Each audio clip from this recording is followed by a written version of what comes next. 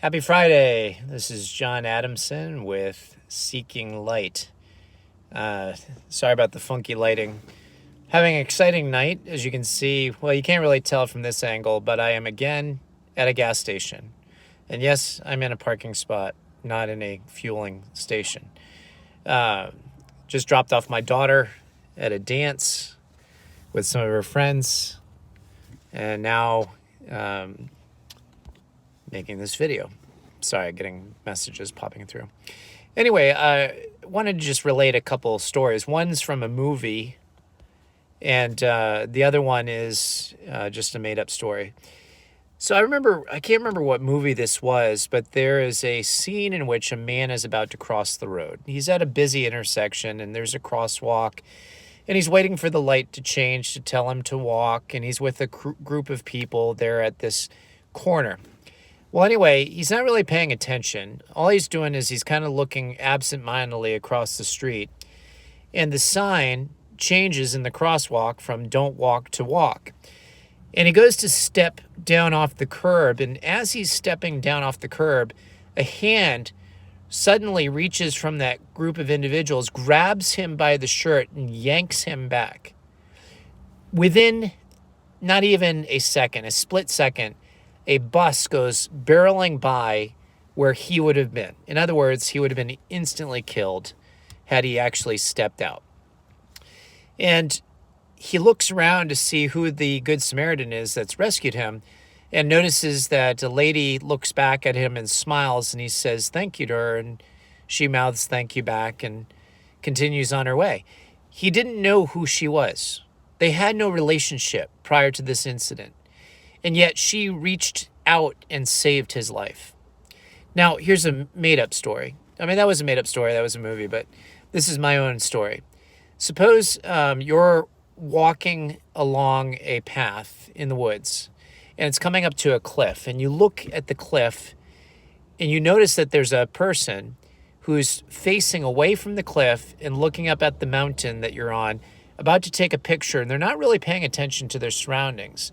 And they're backing up to get a better angle of the mountain, but they don't see that they're very close to the precipice. They're about to step off into the cliff and fall probably to their death.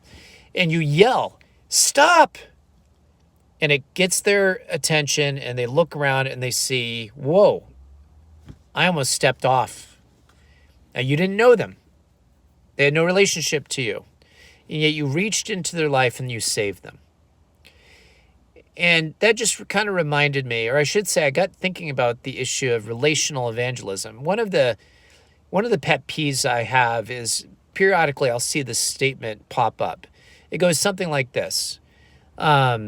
Preach the words in season and out of season, and when necessary, use words.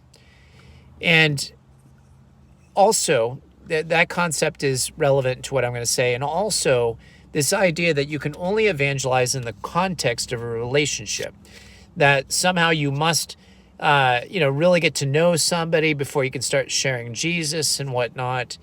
And I would say that's a bunch of baloney. The Bible makes it clear that we must be ready at all times to share the gospel. In fact, the pattern we see biblically is not of those that were evangelists and apostles and prophets worrying if they had a personal relationship with that person before they sought to rescue them. Because you're going to encounter, just like that lady encountered that man stepping off the curb, just as that person encountered the person about to step off the cliff, you're going to encounter people throughout your day, throughout your life, that you don't really know, but you know that if they don't know the Lord, they are stepping off into the abyss, in other words, hell. They don't have a relationship with the Lord. They're in danger right now. And if you need any convincing of this scripturally, I would encourage you to read this sermon, Sinners in the Hands of an Angry God by Spurgeon, and to give you a sense of the fact that we are all on a precipice. We don't know when we're going to go from minute to minute. And the people that you don't know where they're going to go minute to minute.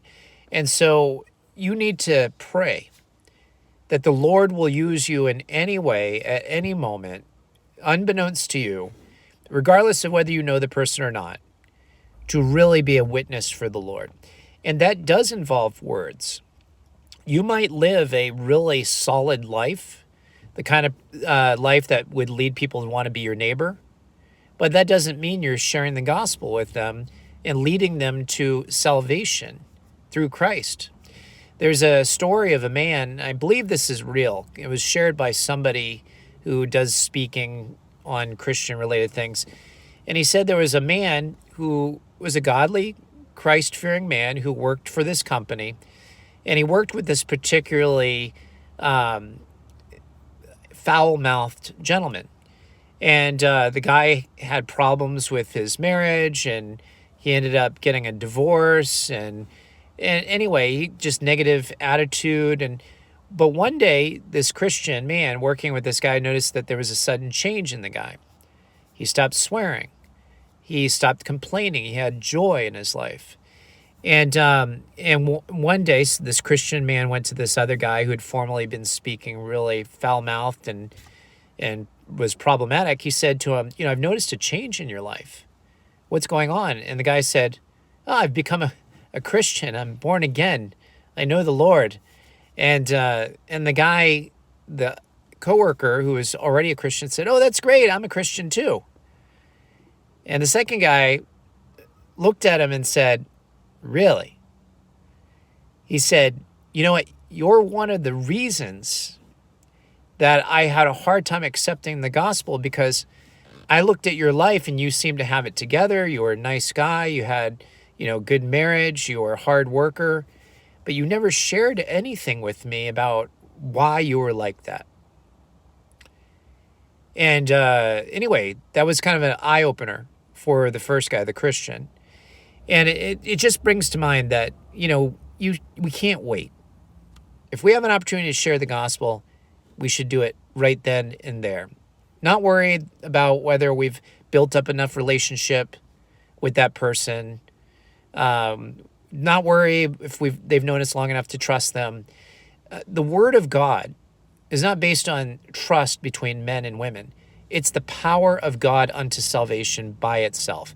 It needs no apology. And it would be nice for people to observe our lives and say, yes, they are Christian or not based on their actions, and their actions, do speak to the validity of the word in their life. But the fact of the matter is, you're going to have opportunities where people don't get a chance to know you in a relationship. And you're going to need to grab them by the shirt and pull them back, or yell for them to watch out, to save them. And not just from a temporal death, but everlasting death. Just some thoughts on a Friday night. This is John Adamson with Seeking Light. Hope you have a wonderful weekend. Take care. God bless.